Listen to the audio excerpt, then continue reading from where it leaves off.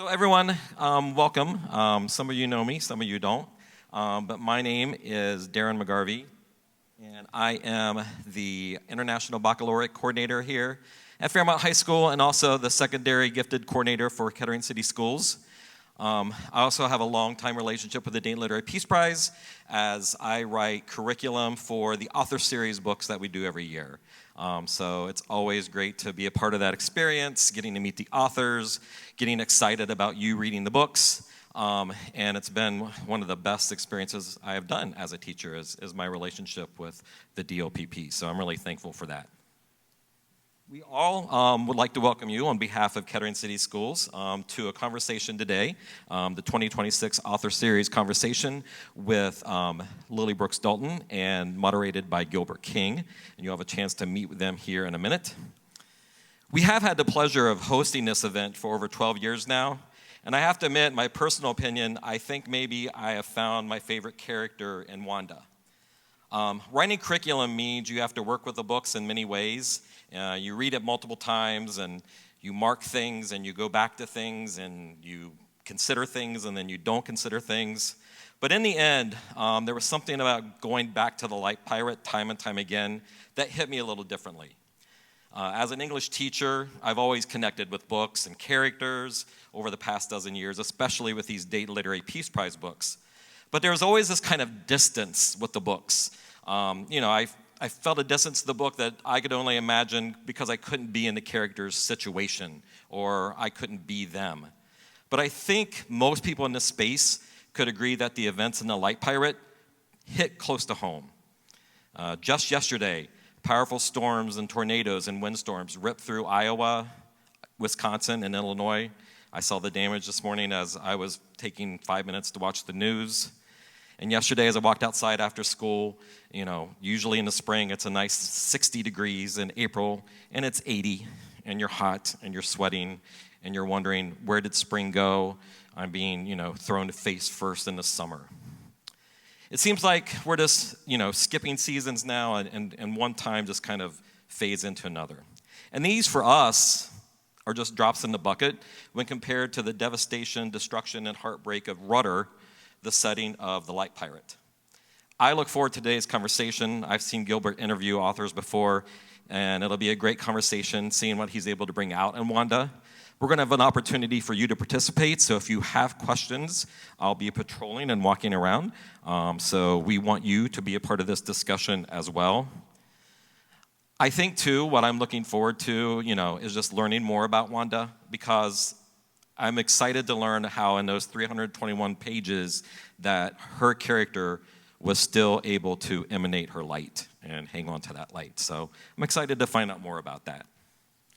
There are some people that I want to kind of acknowledge before we get started. First, this relationship with the Dayton Literary Peace Prize is a great relationship, and I want to thank Emily Moore, their program manager, and their executive director, Nick Raines, for helping make that possible. I think we could call her Fairmont royalty, but we have Mrs. Sharon Rabb here. She taught here for how many years? 30. How many? 30 years, straight up 30 years. Ask your parents, and she's going to cringe, maybe your grandparents, maybe that you had Mrs. Rabb. But she had a vision in her retirement and starting this prize based on the work that Richard Holbrooke did to bring peace to Bosnia. And she, at one time, once she got it up and running, wanted to bring it back into schools and back to students because those are the things that matter to her most. So can we hear it for the folks at the Dayton Literary Peace Prize, please? We also want to thank our members from CultureWorks Board, as this project was supported and made possible by special grants funded by Montgomery County Arts and Cultural District and administered by CultureWorks. I always like to acknowledge the schools as well. So loud and proud represent here. I believe we have students here from the Miami Valley School. Where are you?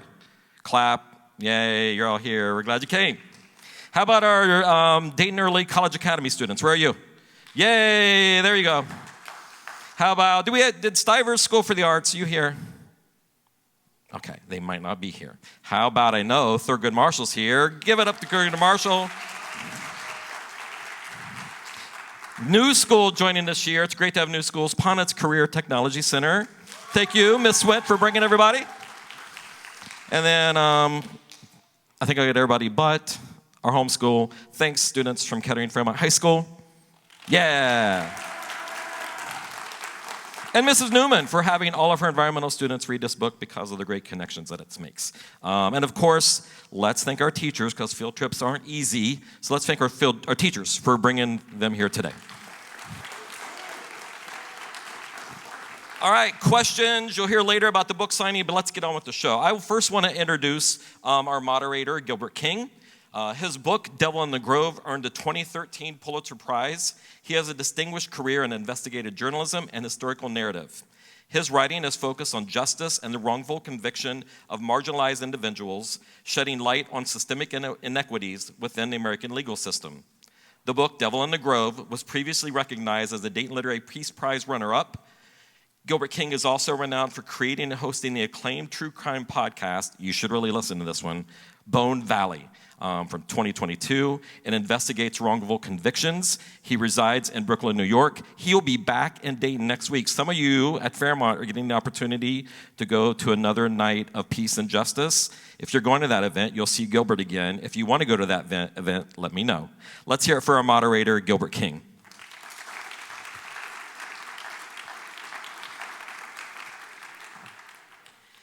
Lily Brooks Dalton is an acclaimed American author known for her atmospheric fiction and memoir, including The Light Pirate and Good Morning Midnight, adapted as Netflix's The Midnight Sky.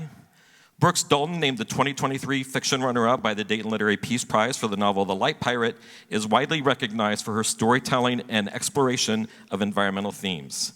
Set in a slowly transforming Florida landscape, the novel examines climate change, resilience, and the search for beauty amid uncertainty. Her work often centers on human connection and adaptation in the face of profound change. Lily grew up in Windham County in southern Vermont. Please welcome to the stage Lily Brooks Dalton.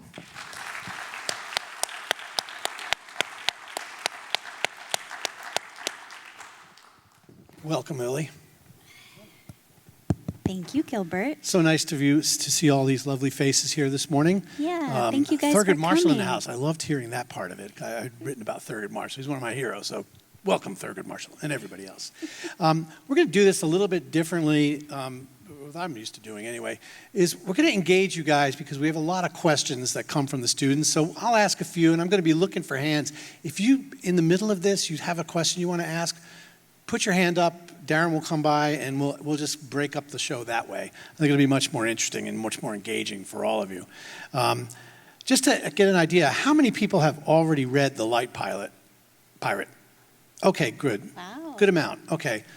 So I think what I'm going to start for the people who haven't, just to get you up to speed, Lily, can you just talk about this book and the description of it, the impetus behind it, anything you want to say about it? Sure, yeah. I mean, it's really fun to get to talk to people who have already read it, but just in case you need a refresher. The Light Pirate is about a girl named Wanda. It spans her lifetime. It begins on the day that she's born and goes all the way to the end. As it encompasses her lifetime, it is also charting the many changes in the landscape that she inhabits as it goes from, which is a coastal town in Florida, as it goes from kind of now-ish to a future that has not yet come to pass, but that we are all fearing, I think. Yeah, and the tension is just rising throughout the book. That's what I really love about the way you constructed this. One of the other things that you did was really interesting in terms of telling it in 4 parts, power, water, light, and time. And can you just talk about that literary choice that you made and what you were trying to do with those sections? Yeah, so I really am drawn to using containers in my work in the sense of, creating some constraints for myself so that I'm not just all over the place. It really keeps me on track as a writer. So in some ways it's a craft choice.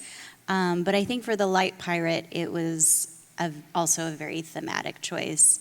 The first section, Power, encapsulates the storm, and so the writing is moving kind of like a thriller, like it's really fast-paced, there's a lot of momentum, the chapters are really short and kind of staccato.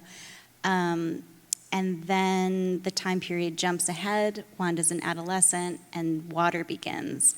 And that section takes its time, the chapters are longer, time is a little bit more drawn out. Instead of one day, we're looking at over a year, and that is to kind of mirror that gradual sea level rise that the book is depicting. In the third section, which is light, this kind of magical realism element comes to the fore, and so the narrative tries to move with that in a different way as well, moving between two different time periods and kind of just being a little more circuitous, a little more unexpected in the way that it's telling the story. And then in the fourth section, time, we're at the very end of Wanda's life, and we're kind of looking back on everything that's happened and also looking forward at everything that has yet to come at the same time.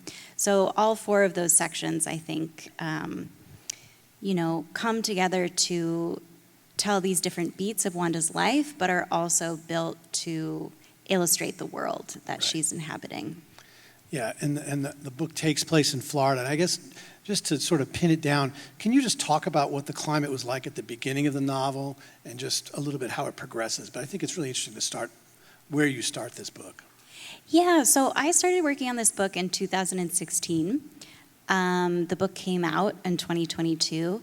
And actually, the time between when I started working on it and when it was published felt very transformative in terms of the environment that it was depicting and how we're all thinking and talking about climate change. When I first started thinking about the book, that first section was in my mind as the day after tomorrow.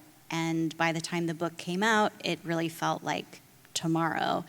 And today, in 2026, it kind of feels even closer. So my relationship to where in the timeline that first section of the book exists has changed over the years. Not that many years. Yeah. Yeah. I know that some of you have been studying the book in Emily's climate class. Anybody have any climate questions that you want to ask, or anything, inspirations from things that you might have learned in the class by studying it that now you have the author in front of you that you'd like to ask? Feel free to jump in.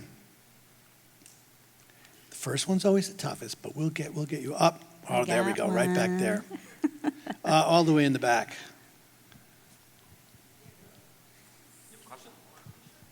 Question? Say your name and what school you're from.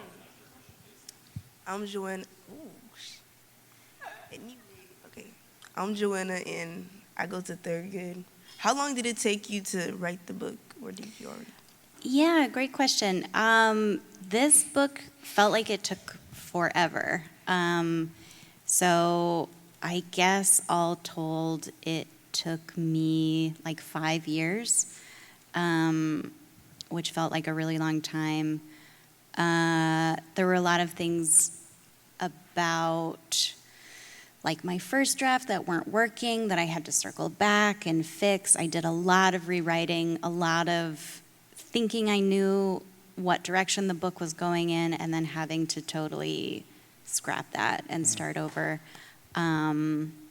Yeah, it was a really unexpected process, which was annoying. Yeah, I don't know if not every writer is comfortable talking about this, but I think you would be just because you're a process person. But can you just talk about something that you think wasn't working and you had to scrap? Like, I think aspiring writers, there's probably some here, just curious, like I'm sure they think this all the time. Everybody who sits down saying, I don't think this is working. In your experience, what did you find that maybe wasn't working and that you had to abandon or expand on? Yeah, the thing that comes to mind is that, the first section of the book is very much about, Wanda hasn't been born yet, right? She's on the way, so it's very focused on her father, Kirby, who's a lineman. And so that idea of how Kirby keeps the lights on is very forefronted at that beginning part of the book. As it progresses, it becomes a biological light, right? It becomes this bioluminescence. So we're playing with a few different kinds of light. And when I was first working on the second section, I thought that, I knew that light was going to be a through line in the book, but I thought that it would continue to be electrical in nature, that Wanda would be inheriting Kirby's aptitude and his skill and his knowledge about the electrical labor of keeping the lights on. What surprised me was that part of the narrative really wasn't working, and it started to become this biological force, this bioluminescence that is so markedly different from what Kirby can do and is really unique to Wanda, and brought in this thread of magical realism that I hadn't been expecting to work with at all. So that was a piece of the book that surprised me for sure. Wow, I can imagine that's a major shift, and it's something that you have to, as a writer, constantly be thinking about this. And I just think that does not seem insignificant to have to grapple with that. No, totally. It really upended the sense of genre that I was working with.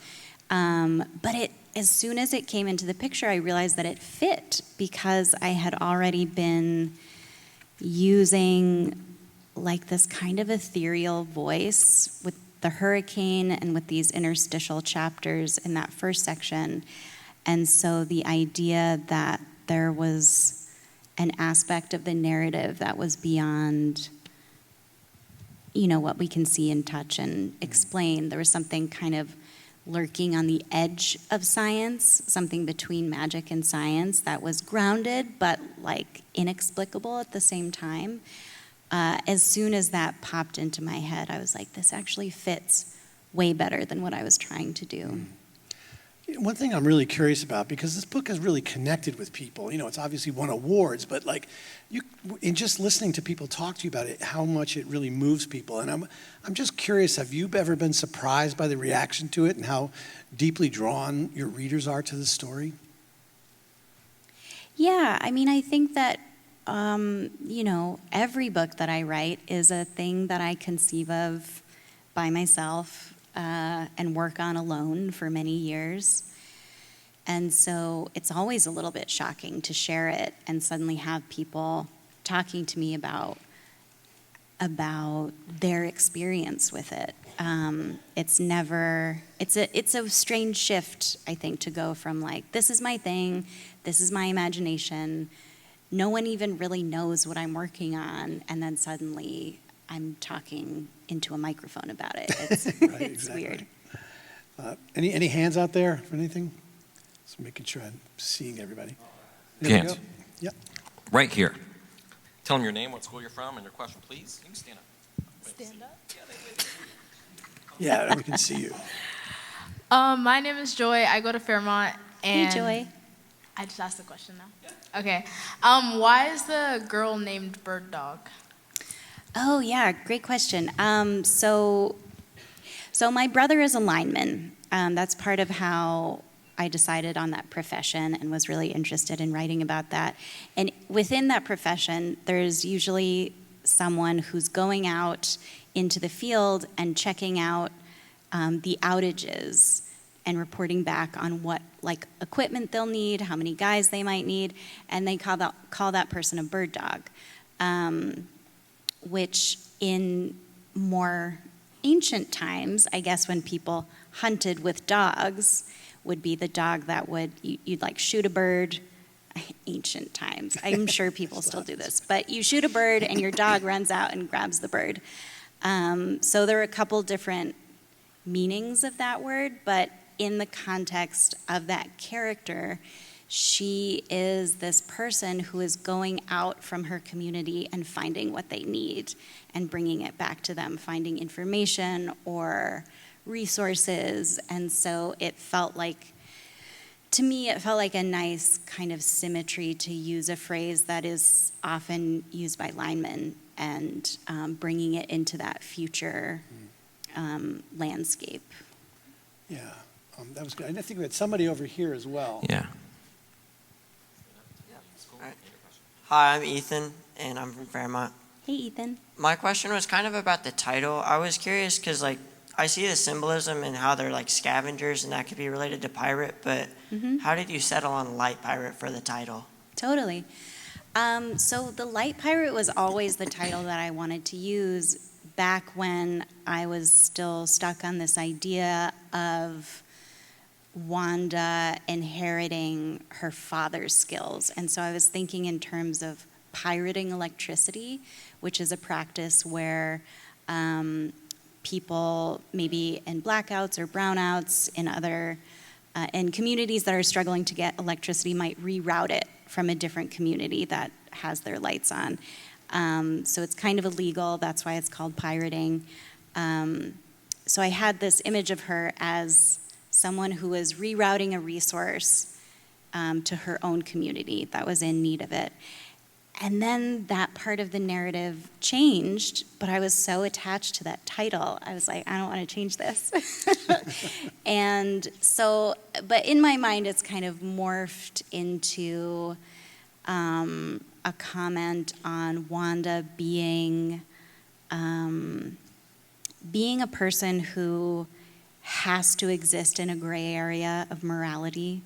Like, she has to be a little vicious to survive. You know, she has to maybe take what isn't hers in order to make it through this landscape that she inhabits. But she also has this light that is part of who she is too. And so that polarity still made a lot of sense to me. Yeah. One of the things that you do in this book is that you get into the minds of several characters: Kirby, Wanda, Frida, Phyllis, Lucas.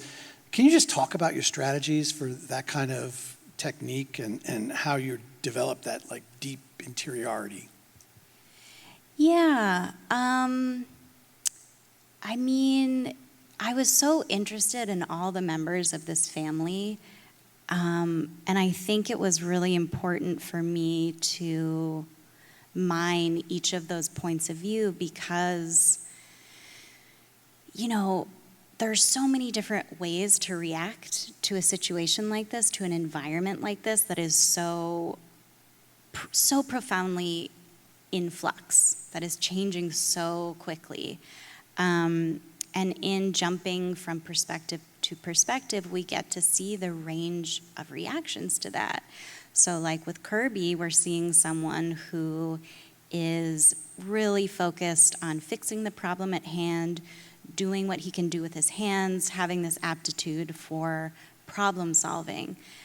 With Frida, we see someone who's really struggling on a psychological level with this sense of doom and this sense of the world unraveling before her eyes, and is kind of like so overwhelmed that that idea of one problem and then another is beyond what she can really cope with.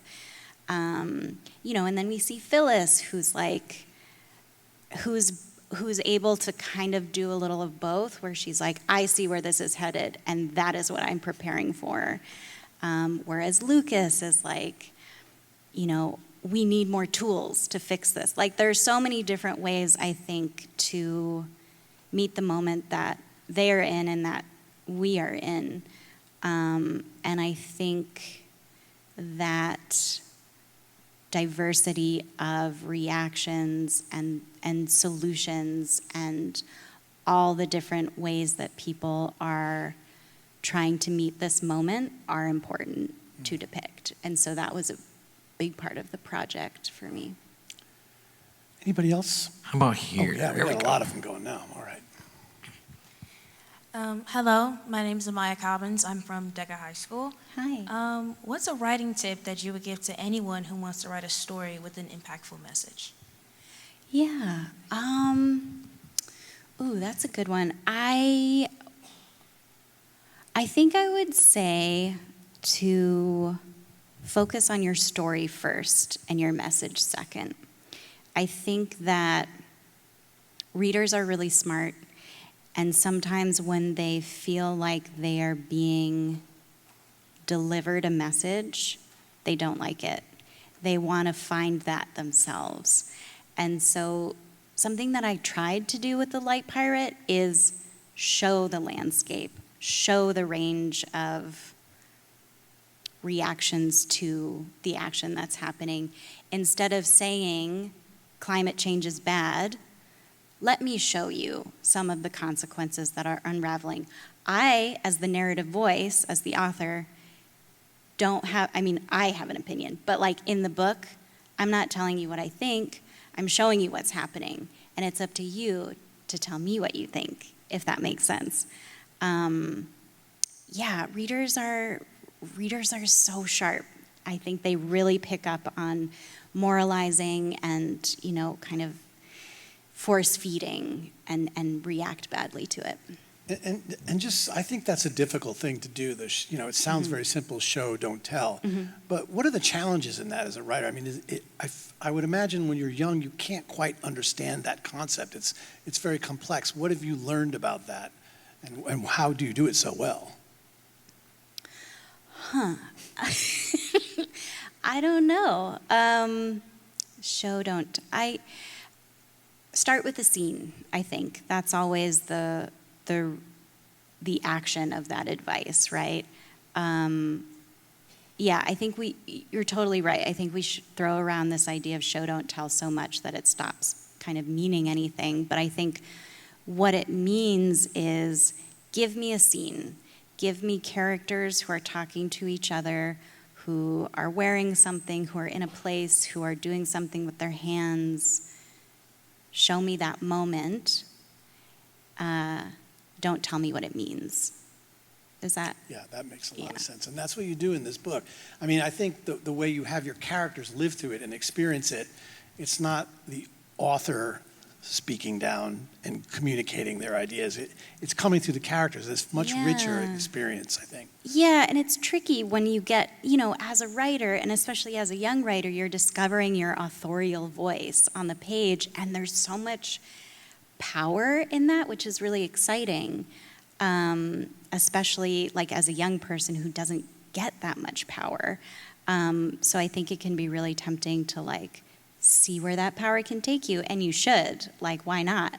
But there's a lot to be said for restraint too, and remembering that the reader needs to have some power in that equation too.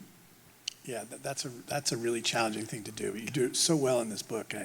It's a lot of restraint. Like I could imagine when you're young and starting to think about these things, you have something to say, and maybe you want to bring it through on every character.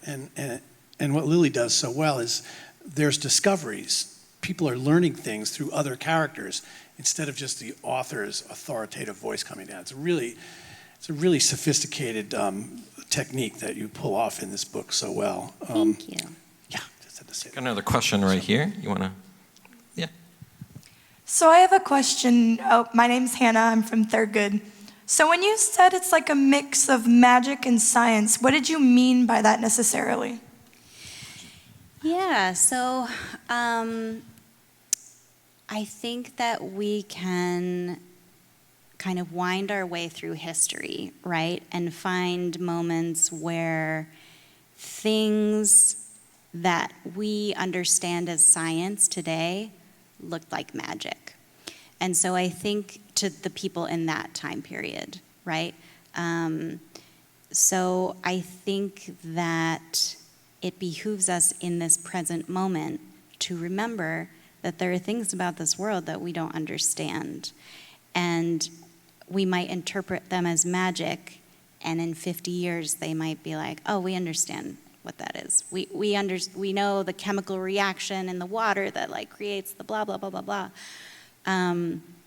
But if you go back, I don't know, I'm just going to name an arbitrary time period, to the 1800s, like what would they have thought of bioluminescence that today we have looked at under a microscope and been like, oh, that's an organism, and it's got a cellular structure and we understand it. So that's kind of what I'm talking about on that line between magic and science. It's just about what we understand and what we don't. Yeah. All right, and I'm over here with Upper Arlington. Someone have a question from Upper Arlington? You want to ask the author? Oh, teacher question. Perfect. Oh. Hi, I've read Good Morning Midnight several times. I'm just curious. sort of the narrative structure of that between Augie and, of course, Sully, and the narrative structure of this novel, where you section it off, and how does that help tell the story or the stories in both of those books as you're thinking about the structure, and you led with story and how important that is? Yeah, thank you for the question. I think I mentioned earlier, like, I'm really drawn to containers, and I'm really drawn to structure. I think that, to me, is one of the first things that I need to know about a book, is how that story is shaped. And to me, that's a structure question. So with Good Morning Midnight, there are two narratives. There are these astronauts who are trying to return to Earth, and there is this astronomer who is stranded in the Arctic at an observatory. And so those two narratives have very little to do with one another. So that kind of toggle back and forth between those two groups of people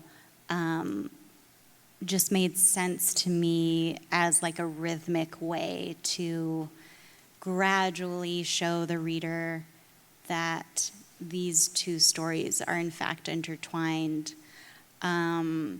Whereas with The Light Pirate, this is really a story about Wanda, but through this story about Wanda, we're understanding her family, we're understanding the circumstances that she comes from, is born into, and then grows alongside. And so finding those different sections and those different rhythms to go along with those different sections was, to me, made sense as like the way to tell that story. In my new book, there are also sections, and that speaks to the overarching principles of archaeology, blah, blah, blah. I won't get into it because it's a new book and you guys haven't read it yet, but just to say,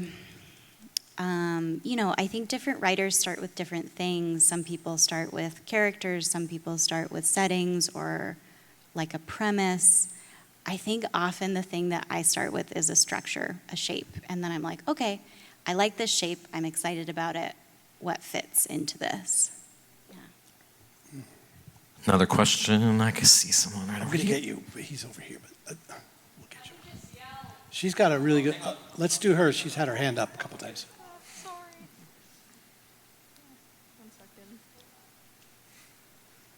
Hi, sorry. I'm Brenda. I'm from the Miami Valley School. Thank you for being here. I wanted to ask, are there any ways in which you feel that like anthropogenic warming and climate change have more specifically or granularly impacted your lived experience? Oh, interesting. Thank you for your question.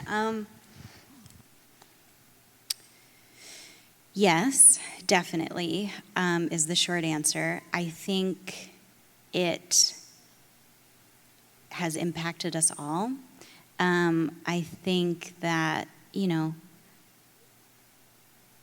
it's hard to kind of parse the ways in which it hasn't impacted. Like, it's a huge part of our landscape, I think, right now.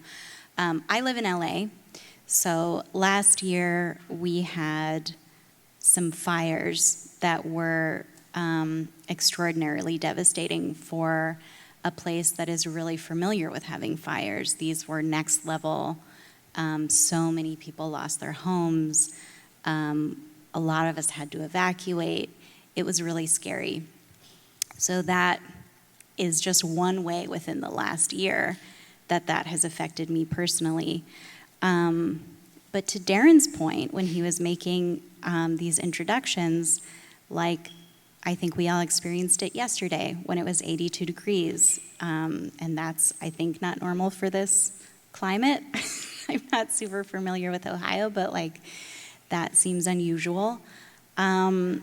So I think it's very much a part of the fabric of all of our lived experiences from day to day, whether it's an enormous natural disaster or just like a day that is out of time, that doesn't really belong in this chain of seasons.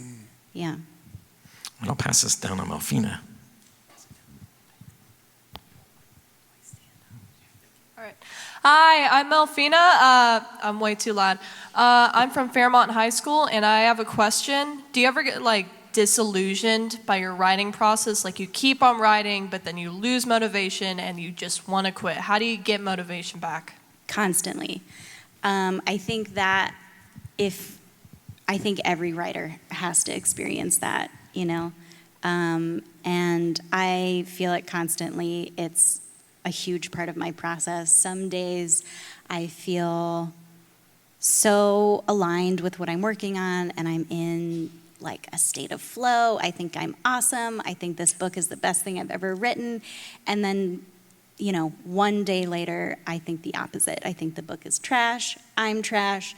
Like, I should never have started writing this in the first place. I think that's totally normal if that's an experience that you're having when you're working on something that you care about.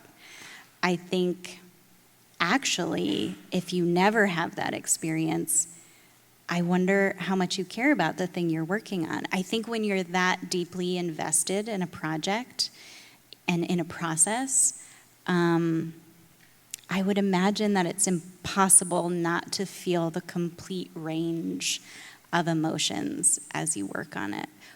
I'm interested, Gilbert's nodding, what do you think? Oh, no, I was thinking the same thing. I think I thought of something while you were answering that. I think everybody goes through that. It doesn't matter how many times you've done this before. You're always going to have that, especially in the early process of working on it. You haven't figured it all out yet. And so you're always going to doubt your own abilities, your story strength, all that. I think the one thing that makes a difference is that we've been through it enough to where it's just like, okay, this is a normal part of the process. I'm a terrible writer. My story is terrible. I got to work on it. Yeah. And it's just, I think it's just the confidence you get with having gone through it a couple times, knowing that that's normal. But when you're starting out, you don't know that. All your doubts feel stronger. Maybe I just don't have the talent. Maybe the story is just a story that only I would like, but nobody else will ever want to read it.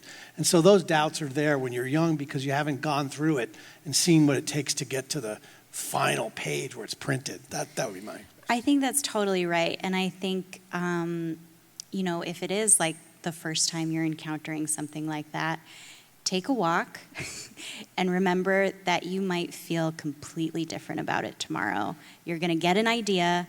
You're going to figure out how to get through whatever is making you stuck. And, you know, within 48 hours, you're going to be thinking you're the shit again. So, like, just hang in there. Yeah, that applies to homework, too. It's a great advice, yeah. All right, you've been waiting. Go right ahead. Hi, I'm Sky Lucio. I'm an upcoming author myself, and I had a question, author to author.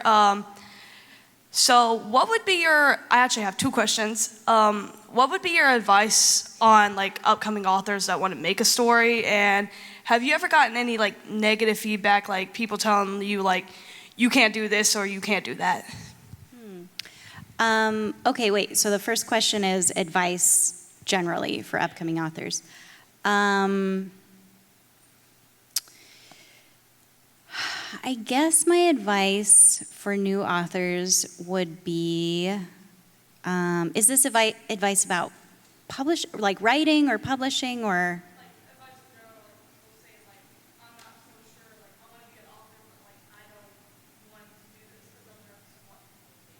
Okay. Yeah, I think my advice would be you have to find a way to set your fears about what other people think aside, which is probably annoying to hear. But I think that writing books happens alone, right? And if you're letting other people in to your mind while you're kind of in this creative space, it's going to be really hard to work on that thing. I in all of the different parts of my career, I feel like I've had to create like different personas that are good at different things. Like sitting here in front of you, this is like one of my personas, right? This is not the me that sits in a room alone and writes a book. This is some performative like fragment of me. This person has to go away when I'm at my desk. And so yeah, I think just like finding that part of yourself that's like, nope, I don't give a shit what you have to say about this. This is my project and I care about it, and that's it. That's the feeling that's allowed into the room today. I hope that's helpful. And then the second question was, remind me? Oh, yes, negative feedback. Yes, totally. Absolutely. I've gotten negative feedback, 100%. We were just talking about this the other day, like the number of no's that we continue to get. That is what I would say to you is like, yes, I've had people say stuff like that when I was starting out, but that never goes away. Like if this is, you know, something that you want to do for a living, get acquainted with rejection. Like it will always be a part of this.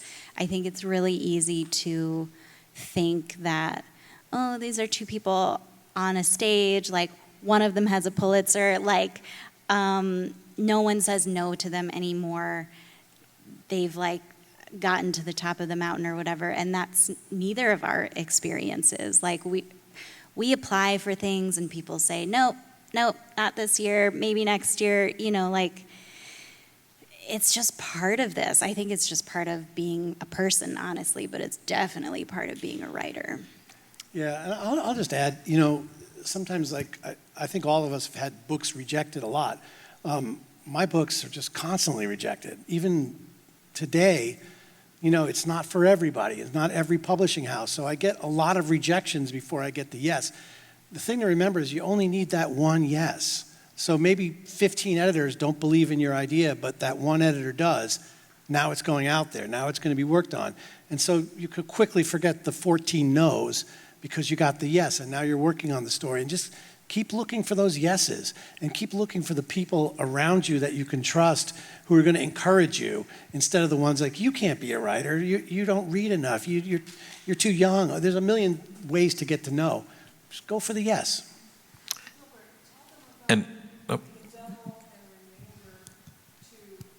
oh, yeah, sure. Just to give you an idea of what rejection really looks like. So I wrote a book that came out in 2012. It's called Devil in the Grove. Because an editor left, I became orphaned, basically, which means my editor left, but they were still going to publish it. And that book got rejected by 38 editors before somebody said yes. And then it got published, very few reviews, didn't get really any attention. And after about a year, I got a letter from the publisher. It's called a remainder letter. It's the worst letter you get. It's basically I've gotten saying, those too. Yeah, we all get them, but they're the worst. It says, we have too many of your books. We didn't sell enough of them. It's going out of print. And they offer you a chance to buy them for $1 a copy, a hardcover. And it's the worst letter you get because it's like, it just says your book is kind of done now. It's going out of print. And, you know, it's depressing. I got that, I think, on a Sunday. Came to me on a Sunday. On a Tuesday, I received word that the same book had won the Pulitzer Prize. So it's the same book that was perceived as a failure, didn't sell, no attention, and also won the big literary prize. So the biggest literary prize. Right. So it's like it's a strange thing. Like I try to tell people, like, yeah, okay, there's a bit of lightning and a lot of luck that happens when something like that occurs, and it's true. But I always come back to it's the same book. I remember when I handed it in, I remember thinking I've done the best I can with this book. This is the book I'm proudest of, and it's out of my control now. And that's part of the process too. Is like you can't always control how the world reacts to something, and it can be vastly different. There's plenty of people like artist Vincent van Gogh whose work never got really any attention until after he passed away. Hope that never happens to you, but that's part of the process of art and how it's received in society. And the sooner you just accept it and recognize what's in your control, the better off you'll be. Totally. And I think I'll just piggyback off that too, because I think it's really important to find your center and like believe in your work. At the same time, the flip side of that is when I first went out to editors with The Light Pirate, with my agent, everyone said no. But they all said no really nicely. They all gave me like a paragraph of feedback about why they were saying no. And I was so freaked out. I was like, oh my God, I just spent 5 years on this book. Nobody wants it. We were thinking about whether to go out for another round or whether to take a beat. And I ended up compiling all of that feedback into one page and just kind of sitting with it, reading it for a couple days over and over again. And then I decided, okay, I understand. I'm like reading between the lines. I found something in this feedback that no one has said outright, but I think this is the thread that I'm seeing between all of this. I need to rewrite the second half of the book. And so I paused the submission process, and I did that. And when we went back out, a lot of people wanted it. So there's an element here, too, of like sticking to your guns. And also, if you find, a voice that makes sense to you, allow it in. And, there are people out there who can make you better, too. So it's both of those things. And sometimes it's hard to tell which is which, but that's life. We have time for a couple more. One right here from Up Arlington. Hi, my name's Cameron from Up Arlington. What was your thought process behind Wanda specifically as a character? And did you know that she was going to represent the LGBTQ community, or did that develop while you were writing the book? Yeah, no, that was always a part of Wanda for me. This book is really hard in the sense that people die, she experiences a lot of loss, and I knew that I wanted Wanda to have a happy ending at the end of all of that. Like, I put this character through so much, and I think that all of those losses were integral to the story that I was trying to tell in terms of what she's losing individually, but also what this place is losing, what we as a culture are losing, as a society, as a species.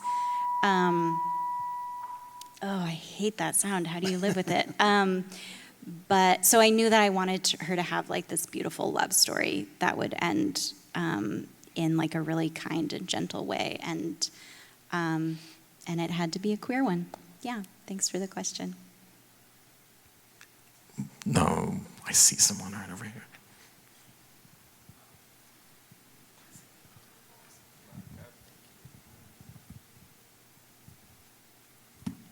Hi, my name is Catherine from Ponence. Would you say it is too common for women around the world to abandon their dreams, like for a future that seems uncertain? Like when Frida left her career for Kirby, what advice would you give to young women who fear or worry for their future? Yeah, I think it is common, unfortunately, and that makes me sad.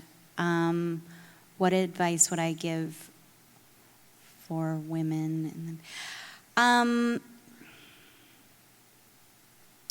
Stick with what you believe in. Stick with what's important to you. I think ultimately that becomes a question about what your values are, right? Like what's important to you, and that's different for all of us. And I think especially when we're young, we don't know what our values are yet. We're figuring that out. There are no wrong answers. So I think for some women, it's like, okay, my value is family, and like I want to have kids. I want to have this family life, and that is the most important thing to me, and that's great. Stick to what's important to you. But I think for others of us, like for me, one of my core values is my creative life. I don't care to have kids. It's not in my future. You know what I mean? So like, I know that about myself. So I think the advice is just figure out what's important to you and hold it close. Gilbert, any final questions for Lily, or want to wrap it up for us here? Or? No, I think we really covered all the really great questions. They're all better than the ones I have here. So I think Lily's going to be out in the lobby signing books. I think if any of you have some questions that you want to just talk to her while you're having your book signed, that would be a great opportunity to still say hello. Thank you guys so much for your questions. Those were all really insightful and good, and I really loved getting to chat with you here. Yes, thank you very much, students. Can you please all help us, Lillian Gilbert?